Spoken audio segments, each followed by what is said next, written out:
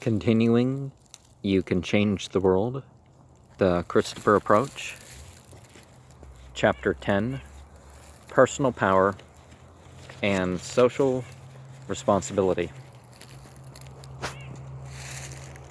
For those with the ambition really to do good, ringing constantly in their ears is the challenge of urgency, so well expressed in the words, "I shall pass through this world but once.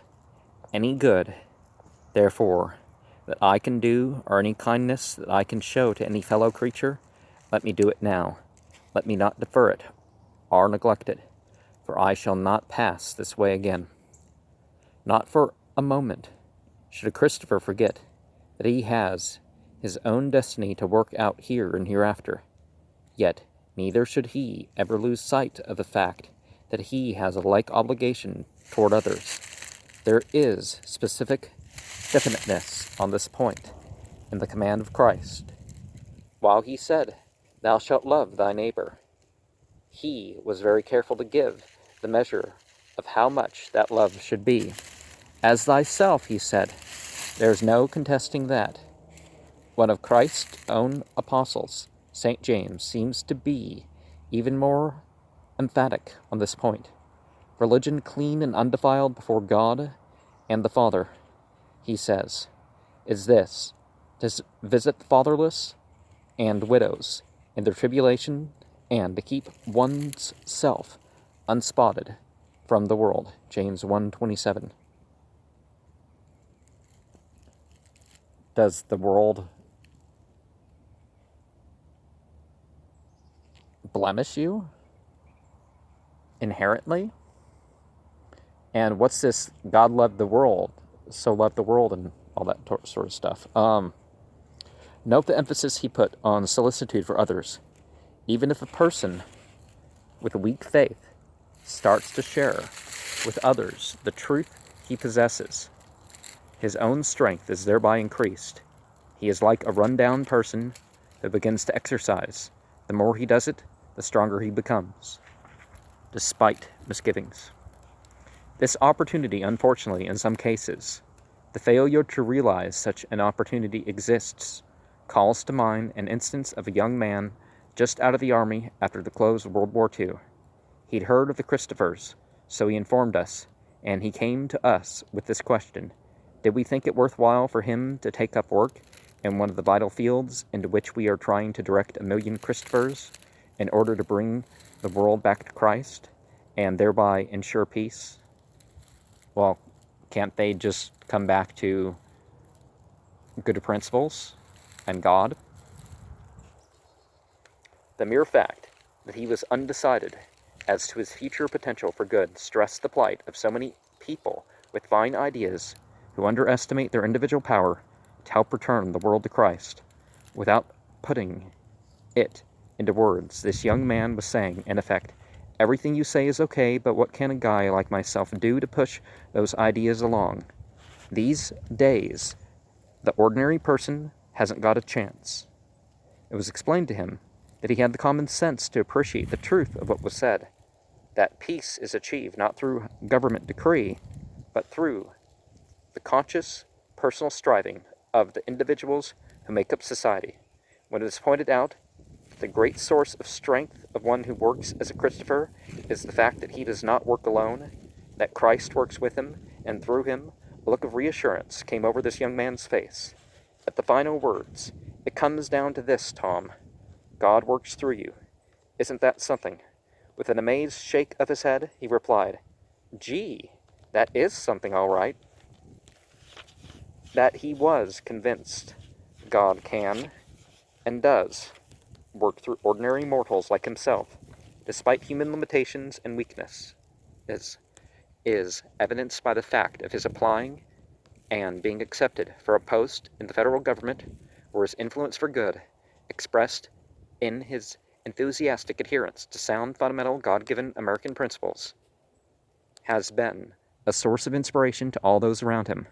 Literally, he is putting into daily practice the meaning of the words, "For this I was born." that I should give testimony to the truth. John 18:37. What's in the dots? I forget. An important distinction.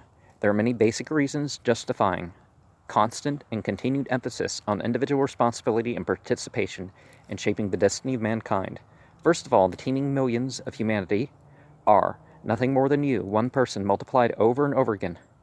While it is almost impossible to overstress individual responsibility, it must still be pointed out that one extreme should be avoided.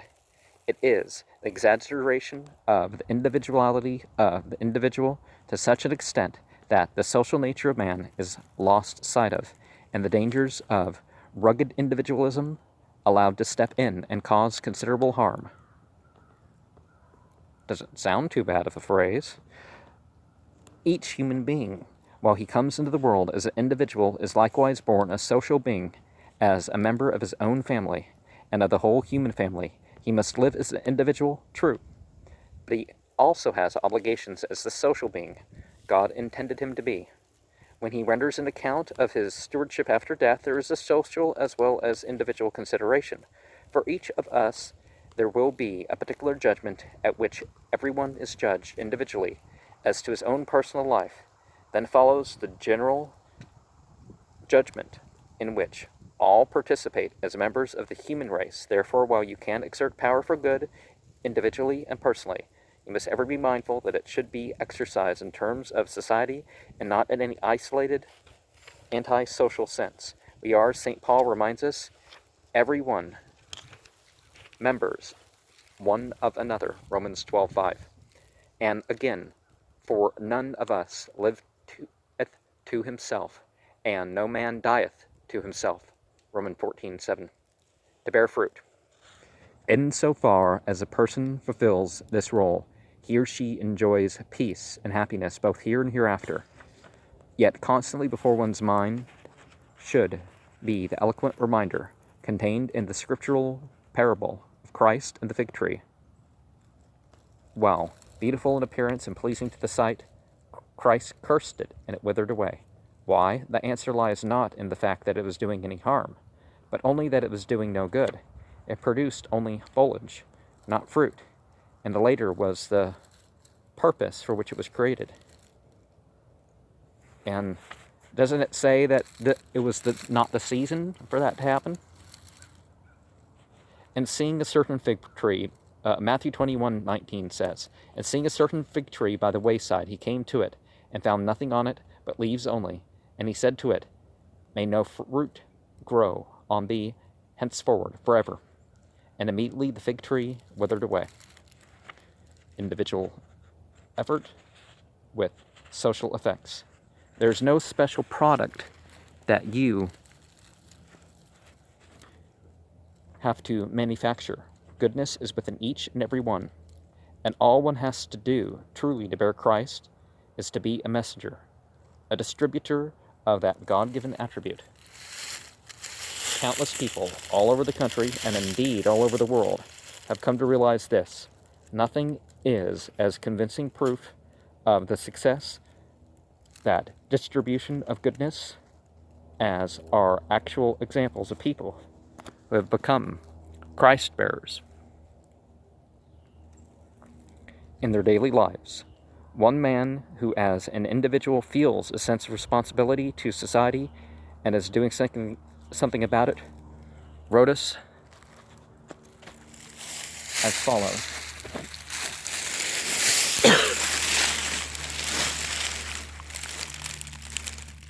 Many times I have heard how fortunate it would be if enough persons with Christopher ideals would enter the teaching profession. I have finally decided to do that very thing, and I'm going into the government and international relations field in the graduate school of university. I can see the importance of bringing the right values into the fields of government, politics, history, and labor. Perhaps as a teacher, I can help others see this necessity also. I am resigning a position in business that pays quite well, but feel so strongly about the crisis in which the whole world is becoming so deeply involved that I cannot have peace of mind if I do not do all in my power to help. I'm 34 and have a family to care for. But God will bless our little attempt, and all will come out well, I know. Well, he could have put those principles and consciousness into his business, couldn't he have? In Boston, one lady started a now recognizable trend towards bringing the Christ child back into Christmas greeting cards. Year in and year out, she had listened to people complaining that most Christmas cards were too pagan. Well, name a Christian holiday that isn't of non-Christian origins. Determined to do all in her power to bring a religious note into the greetings being prepared for the birthday of our Savior, she got a job with one of the largest greeting card companies for that very purpose. Now in the Bible, it says there's not going to be any other God beside. Wasn't before or after. There's going to be no Lord or Savior in, that way, but, oh well, that wasn't, but the Christian will say that didn't apply to Jesus, of course. And Jesus was, that star combination was probably, 5-6 years earlier, and, an August or September thing. What, August 4th to September 11th is the range of when this could have happened during one of 2 years or something. I forget exactly which ones. And there's, the historical Jesus is 4 people. There's a bunch of mythological characters that are grafted onto it, but, there's 4 historical characters that we can point to as Jesus. Well, I mean, as far as what the Bible says Jesus is, but anyways, from the start, she met with cooperation on all sides, and since this one pioneer, Christopher, sparked this trend, it has grown and is still growing. Her resourcefulness is, as an individual, is certainly acting as a leavening force in our society. Another zealous Christopher, very much in the public eye, is Fulton Orsler, a senior editor of the Reader's Digest and originator of the new radio Triumph, based on the life of Christ. The greatest story ever told. Mr. Orsler, anxious to bring the story of Christ to the millions, struggled for 4 years to get the greatest story on the air. Many said it couldn't be done, but he had the faith that it could. Today he sees that program acclaimed all over the nation. Commenting on this stirring presentation, Mark Woods, president of the American Broadcasting Company, which airs the production, stated not long ago, "In these critical years, people throughout the world increasingly have turned to religious precepts for guidance. From time to time, demagogues and leaders of evil intent have endeavored to use the powerful influence of radio for the realization of their goals. In America, however, radio has proved itself a potent influence for the inspiration, education, and enlightenment of peoples in all walks of life. We believe that the greatest story ever told is unsurpassed in each of these categories." And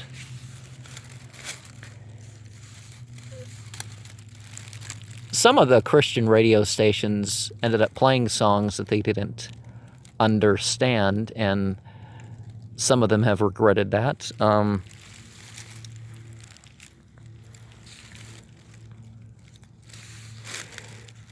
Individuals lead the way. On a large American passenger liner, whose crew had allowed themselves to be led by a handful of communists, one straight-thinking seaman single-handed brought his crewmates back to positive American principles. Every chance he got, and where there was no opportunity, he made one. He talked up all the freedoms that the Declaration of Independence, the Constitution, and the Bill of Rights guaranteed. When a few others were impressed, he got them to do the same. In a short space of time, he had won a sizable group. The grip of the subversives was broken, and godless totalitarianism lost seagoing allies. It took just one individual to spark this reverse trend. A girl at Wellesley College who confessed in the beginning that she belonged to no church, heard a Christopher talk, and found something in it which was to influence her life. The speaker's "You count" stuck in her mind and stayed there even after graduation. She came to New York and got a job. Not a very important one in a radio station because of the knowledge that she individually mattered. All her better instincts soon rebelled at the actions of the two subversives who blue-penciled references in the scripts to God and American ideals. At first, she tried on her own to get the deleted references back into the scripts. However, when the leftist activity increased, she went to the head of the department and respectfully suggested that she thought it good business to keep the mention of God and democracy in the scripts instead of taking them out. The department head, unaware of what had been going on, agreed. More than that, he personally made it his business to check the scripts for any blue penciling from then on. And one of the things that we can say with some of that is that not all the leftist trends are atheist. Some of them are very Christian. On a widely circulated magazine read by millions, another girl has done and is doing equally effective work. She makes it her business to attend every union meeting of her craft, and sometimes she is the only non-leftist present. I feel like I'm in a room with 65 horse thieves, is the way she puts it. But one little person like myself can accomplish something just by being there. They feel uncomfortable having someone present who knows they are horse thieves. A Christopher was instrumental in getting off the air a well-known news commentator who trod the leftist path in analysis of each day's events. The broadcaster was employed by a large corporation which didn't realize that the program it sponsored was being used to undermine the freedoms and opportunity for a profitable livelihood, which our God-given liberties make possible for all. Now, most of the time that you hear that that was the case was actually they were the ones depriving the livelihoods and the freedoms.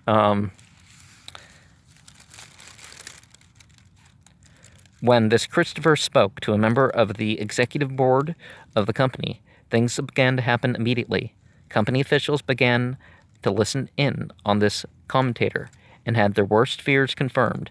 They were being made the distributors for subversive propaganda and were paying hard cash for the privilege. Luckily, since they employed the newscaster, they could also release him.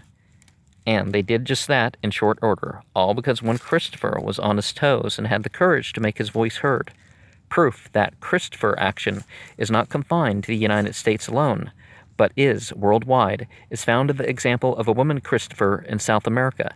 She made her field of Christ-bearing that of her national government, particularly the effort being made to pass a law erasing all reference to God from her country's schools. Personally undertaking a campaign of visiting every one of the 125 legislators in the government. Her reception was usually anything but pleasant. She was snubbed, ridiculed, given the well-known runaround from one official to another. She was threatened with violence, and several times even physically ejected by those who wanted no part of a bearer of Christ and who hated the very mention of his name. Now, a lot of people just don't like one church being officially forced, right?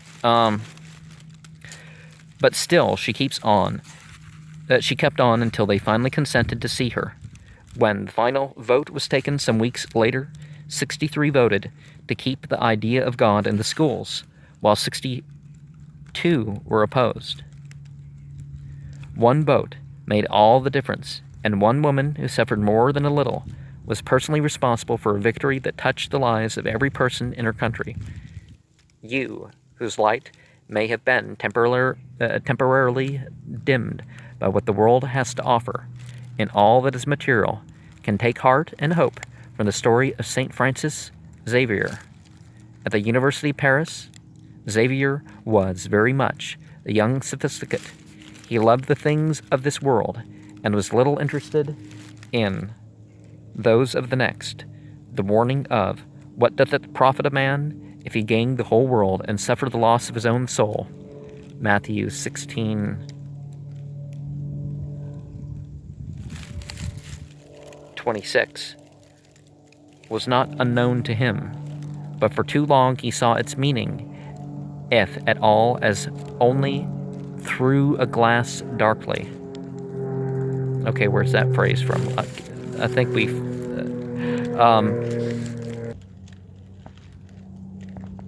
and then one day, in a brief suspenseful moment of self-examination, he finally caught the overwhelming significance of the words.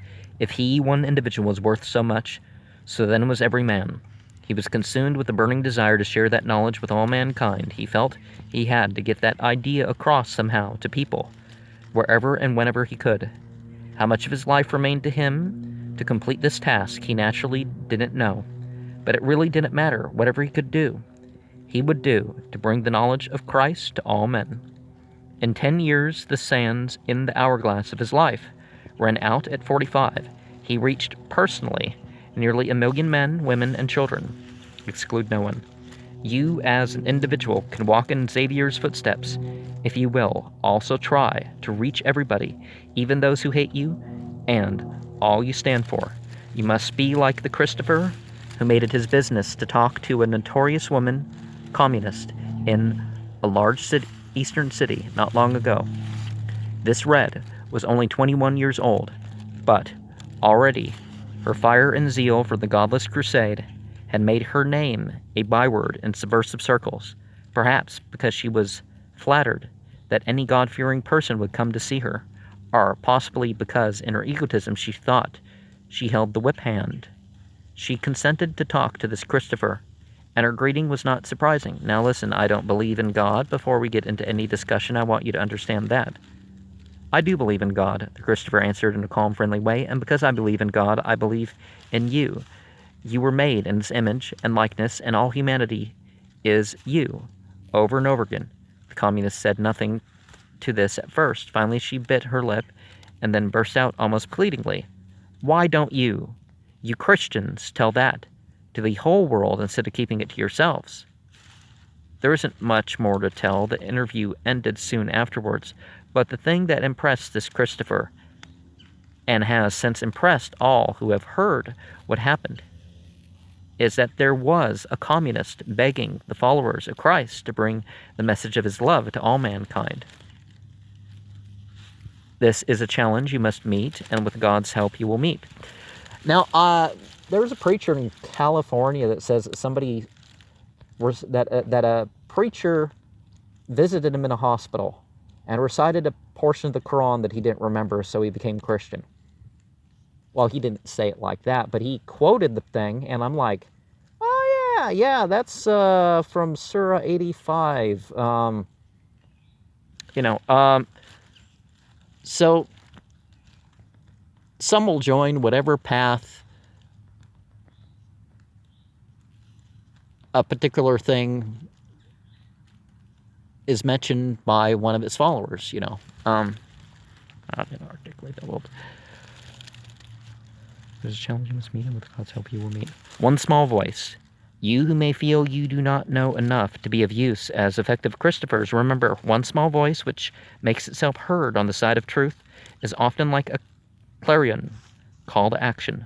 To those who can do something. A man out in the Midwest not long ago was chosen as a delegate to a widely publicized labor convention.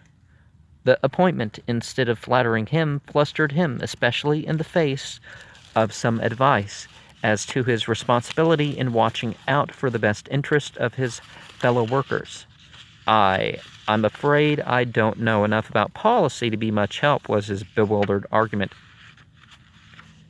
You don't know the difference between right and wrong, came back the heartening reply. If you think anything is wrong, get up on your feet and say so. The convention wasn't long underway before a well-thought-out and carefully executed program of anti-Christian minority group in the convention had progressed so far that its final adoption seemed a certainty, while most of the 1,600 assembled delegates, representing some 700,000 workers, sat back unaware that this small but influential bloc in their midst were on the brink of success. At the 11th hour, our friend, the man who didn't think he knew enough, got up from his chair. He addressed the chairman and was immediately recognized. His mouth opened a couple of times to speak without giving forth a sound, but finally he managed, in a half-frightened voice, to say, "I'm sorry, Mr. Chairman, but this whole thing doesn't seem honest to me." Then he sat down quickly, mopping his forehead, feeling the blood pound madly through his veins and waiting for the roof to fall in on him. It fell in all right, but not on him, because of the effect of his simple statement on the rest of the gathering was electric. Up to then, they had been quite passive, but now they came to life as if awakened from a deep sleep. A heated discussion followed, eventually realizing that they had almost been railroaded into serious injustice. The delegates adopted a sound policy which was just the opposite of what the anti-Christians had cleverly proposed and had almost got away with. One man did all this, and one seemingly insignificant effort won a resounding victory. Your individual power for good is no less than his, but you must not keep it up. You must not keep it to yourselves. You must be honestly concerned about salvation of all mankind, not merely absorbed in saving your own soul. You must fight where you can for economic security of countless millions who can't fight for themselves. You must no longer remain aloof, utterly preoccupied with getting more and better food, housing, clothing, comforts, and pleasures for self. When a million like you do the same thing individually and collectively, it requires no great stretch of the imagination to realize what a far-reaching transformation can take place, not alone in America, but all over the world. G.K. Chesterton spoke truly when he said that, in spite of all accusations to the contrary, Christianity has not failed the world.